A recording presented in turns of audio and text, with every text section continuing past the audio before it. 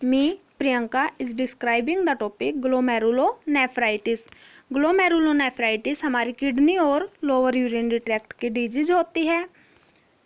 ये होती क्या है एक्चुअली, ये हमारी रीनल डिजीज होती है जिसमें हमारे ग्लोमेरुलाई और स्मॉल ब्लड वेसल्स में इन्फ्लेमेशन हो जाती है। क्या होता है, जो हमारी ग्लोमेरुलाई होती है और जो स्मॉल ब्लड वेसल्स होती है उनमें इन्फ्लेमेशन हो जाती है। यहाँ पे मैंने आपको शो भी कर रखा है, जो हमारी ग्लोमेरुलाई हैं और हमारे स्मॉल ब्लड वेसल्स हैं उनमें इन्फ्लेमेशन हो रखी है। ग्लोमेरुलोनेफ्राइटिस क्यों बोलते हैं इसको, इसमें क्या है, ग्लोमेरुलाई है और क्या नेफ्रॉन यानी कि किडनी है, उसमें क्या है, इन्फ्लेमेशन हो रखी है, यानी कि जो किडनी के नेफ्रॉन्स होते हैं उनमें इन्फ्लेमेशन हो जाती है। उसके बाद है क्लासिफिकेशन ऑफ ग्लोमेरुलोनेफ्राइटिस। इसको मेनली 3 पार्ट्स में क्लासीफाई किया गया है। Thin basement membrane disease, non proliferative glomerulonephritis and proliferative glomerulonephritis. जो हमारा नॉन प्रोलिफरेटिव ग्लोमेरुलोनेफ्राइटिस है उसको फिर से सब डिवाइड किया गया है। Minimal change disease and focal segment glomerulosclerosis, membranous glomerulosclerosis. कौन कौन से, minimal change disease, focal segmental glomerulosclerosis and membrane glomerulosclerosis. उसके बाद है हमारा प्रोलिफरेटिव ग्लोमेरुलोनेफ्राइटिस। इसको 4 टाइप्स में आगे सब डिवाइड किया गया है। IgA nephropathy, IgA nephropathy, post infectious और हमारा मेम्ब्रेन प्रोलिफरेटिव ग्लोमेरुलोनेफ्राइटिस, और एक है हमारा रैपिडली प्रोग्रेसिव ग्लोमेरुलोनेफ्राइटिस।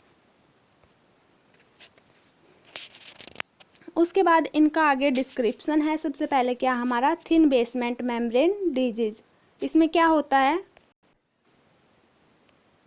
जो हमारी थिन बेसमेंट मेम्ब्रेन डिजीज होती है इसमें क्या होता है, ये एक हमारी ऑटोजोमल डोमिनेंट इनहेरिटेड डिजीज होती है, यानी कि क्या हमारी जेनेटिक डिसऑर्डर होता है जिसमें हमारी ग्लोमेरुलर बेसमेंट मेम्ब्रेन जो होती है वो क्या है, इन्फेक्टेड हो जाती है, यानी कि उसमें इन्फ्लामेशन हो जाती है अगर हम उसको इलेक्ट्रॉन माइक्रोस्कोपी से देखते हैं। ये हमारी बिनाइन कंडीशन होती है, यानी कि शुरुआती कंडीशन होती है। इसमें क्या है, हिमेटोयूरिया प्रेजेंट होता है, यानी कि क्या है, उसको यूरिन में ब्लड आता है मेनली। ये हमारी मेनली किससे हम इसको पहचान सकते हैं कि ये हमारी ऑटोजोमल डोमिनेंट इनहेरिटेड डिजीज होती है, यानी कि जेनेटिक डिसऑर्डर होता है ये हमारा। उसके बाद है नॉन प्रोलिफरेटिव ग्लोमेरुलोनेफ्राइटिस। इसमें जो होता है, इसमें क्या है, ग्लोमेरुलोनेफ्राइटिस में क्या होता है कि जो नंबर ऑफ सेल्स होते हैं वो चेंज नहीं होते, यानी कि इंक्रीज नहीं होते, जबकि हमारे जो प्रोलिफरेटिव है उसमें क्या हमारे नंबर ऑफ सेल्स इंक्रीज होते हैं। देखो इसमें तो क्या हमारे जो नंबर ऑफ सेल्स है वो इंक्रीज नहीं हुए, लेकिन जो हमारे प्रोलिफरेटिव है उसमें क्या है, नंबर ऑफ सेल्स जो होते हैं वो चेंज होते हैं। उसके बाद है types of non proliferative glomerulonephritis. इसको हमने मेनली 3 पार्ट्स में सब डिवाइड किया था। Minimal change disease, focal segmental glomerulonephritis and membranous glomerulosclerosis. जो हमारा मिनिमल चेंज डिजीज है इसको हम कैसे शो करेंगे, मिनिमल चेंज से आप क्या समझते हो, यानी कि इसके बिल्कुल कम चेंजेस आते हैं, यानी कि अगर हम इसको सिंपल माइक्रोस्कोप से देखते हैं तो हमारा जो ग्लोमेरुलस है उसमें हमें कोई चेंज शो नहीं होंगे, लेकिन जब हम इलेक्ट्रॉन माइक्रोस्कोप से देखेंगे तभी हमें चेंजेस शो होंगे, यानी कि बिना इलेक्ट्रॉन माइक्रोस्कोप के हम इसमें चेंजेस नहीं देख सकते। उसके बाद क्या है, minimal changes visible on electron microscopy, यानी कि हम इलेक्ट्रॉन माइक्रोस्कोपी के थ्रू ही हम चेंजेस को देख सकते हैं। यहाँ पे हमारा क्या देखने को मिलता है, फ्यूजन ऑफ पोडोसाइट्स, यानी कि जो हमारी बेसमेंट मेम्ब्रेन की सेल्स होती है वहाँ पे, और जो हमारी क्या कैपिलरीज होती है ग्लोमेरुलस की, वहाँ पे ये चेंजेस देखने को मिलते हैं। इसमें जो हमारे चिल्ड्रंस होते हैं वो 80% अफेक्ट होते हैं और जो अडल्ट होते हैं वो सिर्फ 20% ही अफेक्ट होते हैं।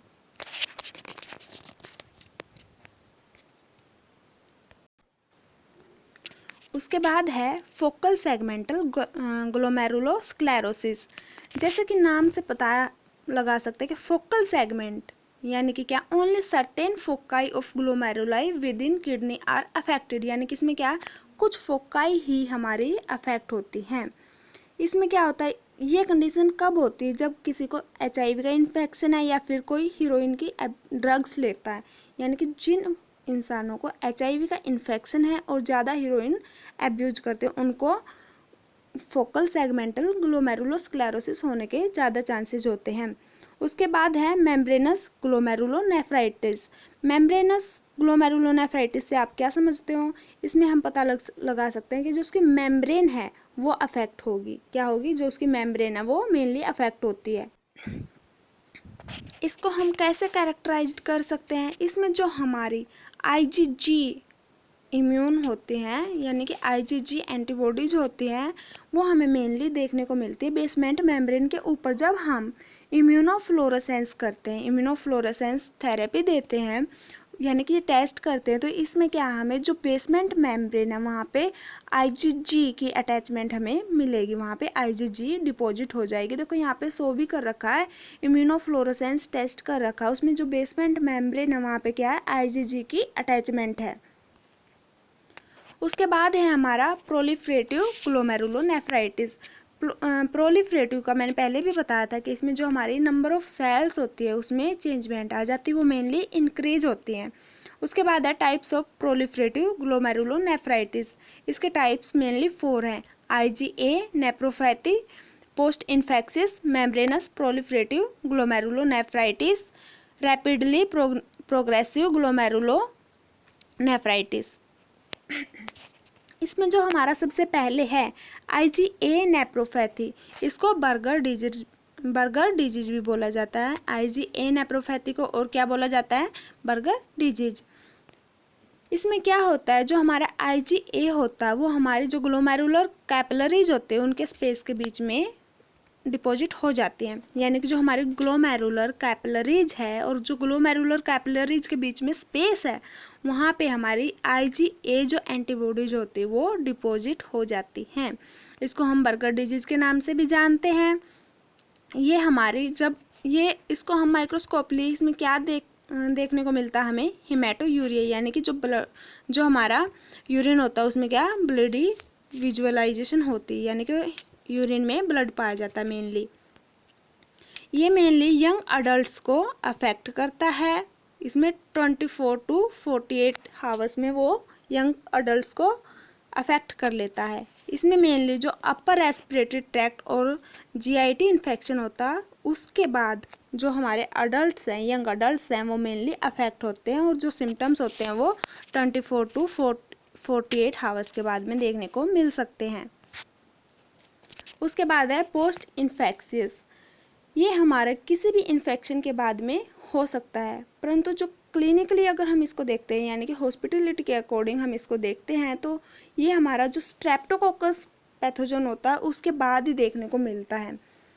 ये मेनली 10 से 14 दिनों के बाद में होता है, जब किसी को स्किन या फिर फेरेंजियल इन्फेक्शन हो रखा हो। इस बैक्टीरिया के द्वारा अगर किसी को स्किन या फिर फेरेंजियल इन्फेक्शन हो रखा है तो 10 से 14 दिनों के अंदर अंदर ये मेनली देखने को मिलता है। उसके बाद है मेम्ब्रेनो प्रोलिफरेटिव ग्लोमेरुलोनेफ्राइटिस। इसको मेसेंजियो कैपिलरी ग्लोमेरुलोनेफ्राइटिस भी बोलते हैं। इसमें जो हमारी नंबर ऑफ सेल्स होती हैं उनमें क्या है? इंक्रीजमेंट देखने को मिलती है, यानी कि जो हमारी ग्लोमेरुलर बेसमेंट मेम्ब्रेन होती है वहाँ पे जो सेल्स होती है उनमें अल्ट्रेशन आ जाती है और वहाँ पे इंक्रीजमेंट मिलती है सेल्स की। उसके बाद है, इसीलिए इसको क्या बोला गया है? मेम्ब्रेनो प्रोलिफरेटिव ग्लोमेरुलोनेफ्राइटिस, यानी कि जो हमारी बेसमेंट मेम्ब्रेन है वहाँ पे क्या प्रोलिफरेशन हो रखी है, और ग्लोमेरुलोनेफ्राइटिस यानी कि हमारी नेफ्रॉन्स की। उसके बाद है rapidly progressive glomerulonephritis. Rapidly means continue.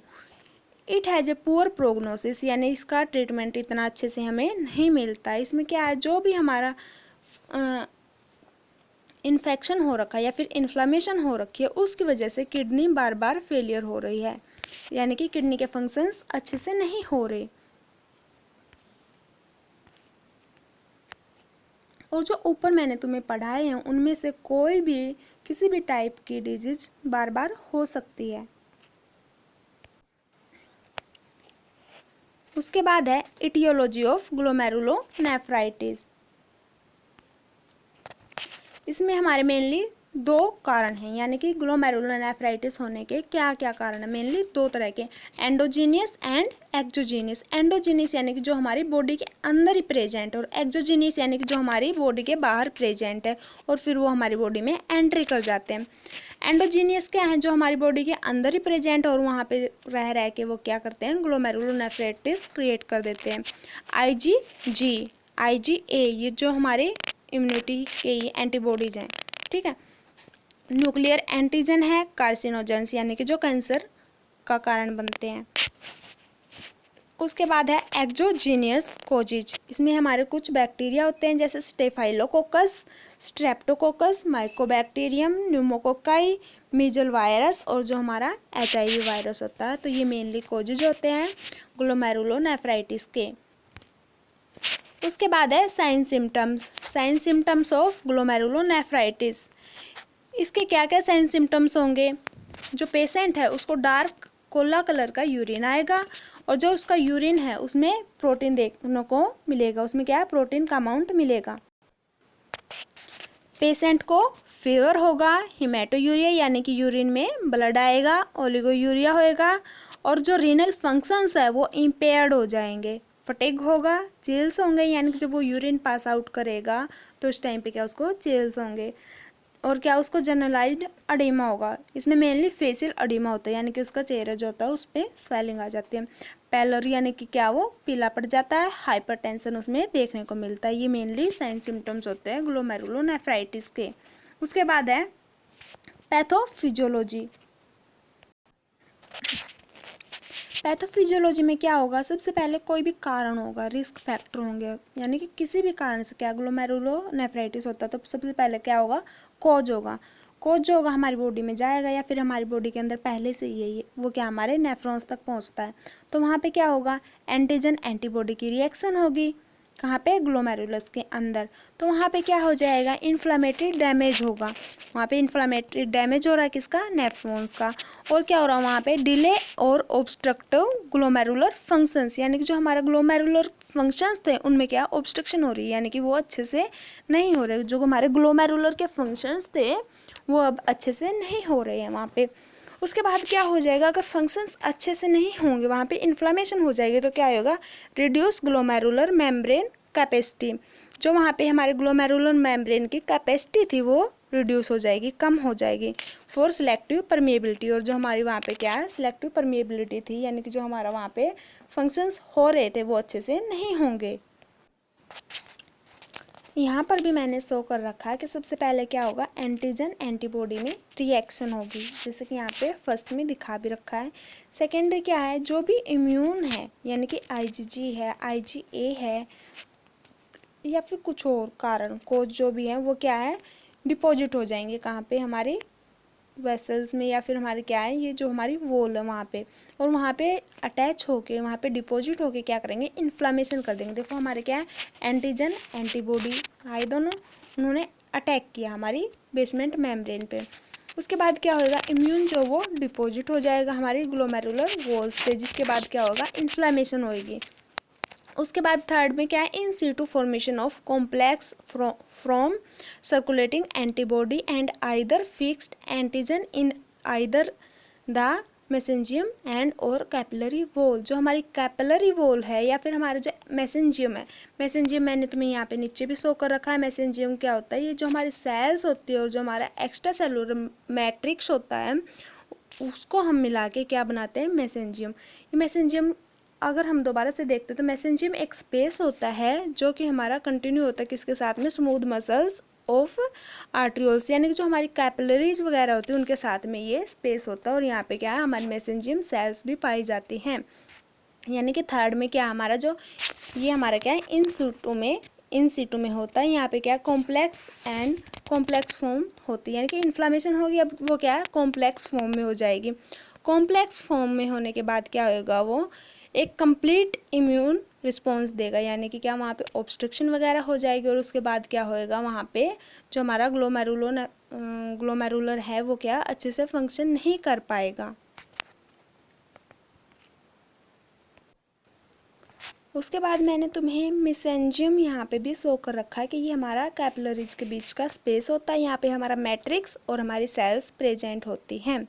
यानी कि पैथोफिजियोलॉजी वंस अगेन, सबसे पहले क्या है, कोई भी कोज होगा तो वहाँ पे क्या है, एंटीजन एंटीबॉडी रिएक्शन होगी। कहाँ पे, ग्लोमेरुलस में। देखो यहाँ पे भी क्या है, सबसे पहले क्या है, एंटीजन एंटीबॉडी रिएक्शन हो रही है। कहाँ पे, ग्लोमेरुलस में।